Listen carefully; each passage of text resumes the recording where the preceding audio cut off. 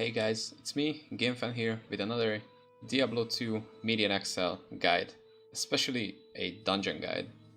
I know lately I've been slacking a little bit with these, because I was really busy, but don't worry, I've got almost a week free, so I'll make sure to post more and more guides. Now, this is one of my favorites, because this is a very popular farm spot. We can get some really cool items here. This is Duncraig, which is one of the best dungeons, in my opinion, like one of my favorites.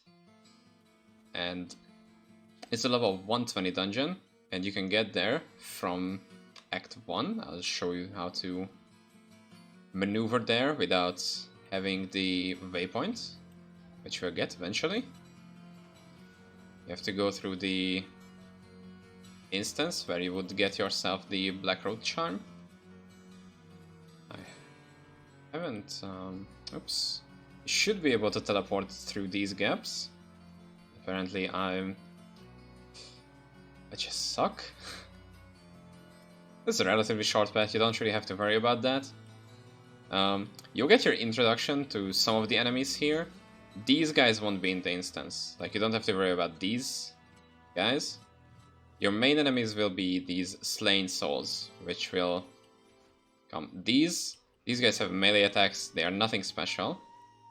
The one you have to worry about, we'll find a bit later. So there are like 3 different types. There are these guys with the walking sticks, they throw these poison bombs. There are the other enemies which throw these barrels, these powder kegs, as they're called in the game. Those deal the majority of the damage. They'll be the reason if you die. They'll be because of them. Now here's the waypoint, because such popular farm spots need to have a waypoint apparently, and they have, such as Tranatula, Island of Skartara, Visjun, Torayan Jungles, Silver City, and Skull's Glen. Now getting into the dungeon, as I said, the main issue you'll be facing is probably dying to these barrels. They are very well telegraphed. You'll see these barrels falling down or just moving through the map, and it has to be with enemies getting into your range. That is the main concept that you have to think about. You don't want to stand still and stop in the same area for too long. Like occasionally around 1 to 2 seconds, you want to move like this distance, like quarter of a screen, a third of a screen, so you make sure you don't get hit by the barrels. Also, a really important thing, as you'll see in the map, not even truly visible, there are a lot of walls. Or just places where the enemies cannot directly shoot the barrels at your location. For example, if an enemy was standing here and I just got into his range, he will cast his barrels at me, but the barrel will get stuck here. But the animation and the detonation will still go out. So when you would reach this area, the barrel will kinda blow up at that time, meaning you'll probably get hit by it even though you didn't mean to. So approaching walls is a really... oh, we got a sacred globe, nice. Approaching walls is really dangerous, so you either sprint through them, like you confidently go through them, or you wait. This is the cue for the barrels. You'll see this like detonation animation go out, this fire chain, as you can see here. It's like burning powder on the ground. This is what you have to pay attention to. That is the most important thing if you don't want to die. The other enemies are these necro bots. They shoot physical damage projectiles at you. Physical and magical, I think that is the breakdown. If you have some physical damage or high defense, as I do, you'll be safe. Now, the mobs really don't have anything special to them. Besides, they're having 5 special enemies. You'll find the list of these. These will drop these sigils. The sigils are necessary to kill the boss.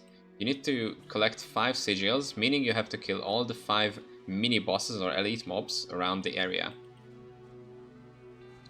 We'll quickly find them. And this is a really good farm spot because you'll get a lot of sacred uniques. Holy cow. You just get a lot of sacred items in general. That is the reason a lot of people farm this, and this is a very good farm spot. Also, as you can see, it's area level 125, meaning you can get SSU items from here. Which, one of the really nice SSUs for this build, for example, is the Collector. This can be farmed in this spot, for example. See, we have our second Sigil, the Bone Hexer Sigil. Get through that. The main boss is in this zone, and I already have the skill needed to kill him, which is Purify, but just for the sake of showcase, I'll ignore him for now and show other routes to this zone, because first we need to collect all 5 sigils. Also, there is the base which you need to craft on. So you get your 5 sigils and the 1 base ring that will randomly drop. It'll most likely drop multiple times because it is not a fixed drop, it is a chance to drop. It is the ring of 5. You need to craft these together and you'll get a ring with +1 all skills, some max life, some unnecessary stats. The main stat from the ring is a +1 to Purify. That is what's going to be able to damage the boss. You need to cast Purify on the boss twice to kill him. That is a damage over time skill, which deals like minimal damage. You'll see it deals 625 damage over 5 seconds. So it's not that the boss is very tanky. You don't have to worry about that. But the boss has a lot of movements, as you'll see soon when we get our sigils. And has a lot of fire damage. Unfortunately, I am low on fire resistance because my charm is only missing fire res, which is great for the occasion. But if you have perfect bloodstones in your gear, which really helps out a lot in this dungeon because it reduces the damage you take from the powder kegs and also the damage you take from the boss, because it gives you maximum fire resistance, which is really important here. So if you feel like you can give up some damage, I would definitely do that for perfect bloodstones.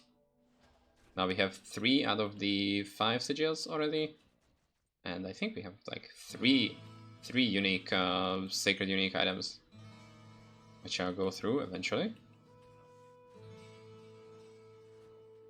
But that's about it. I could do this a bit faster if I would like actually pay attention. I usually do this circular round, like route. You go once around, then you check this inner room, and then you'll definitely have all the sigils that you need. You haven't missed out on any of them if you follow the route that I do.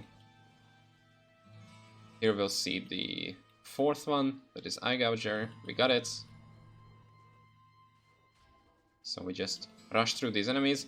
These are relatively squishy enemies, even though I have very high damage, because this build is almost complete.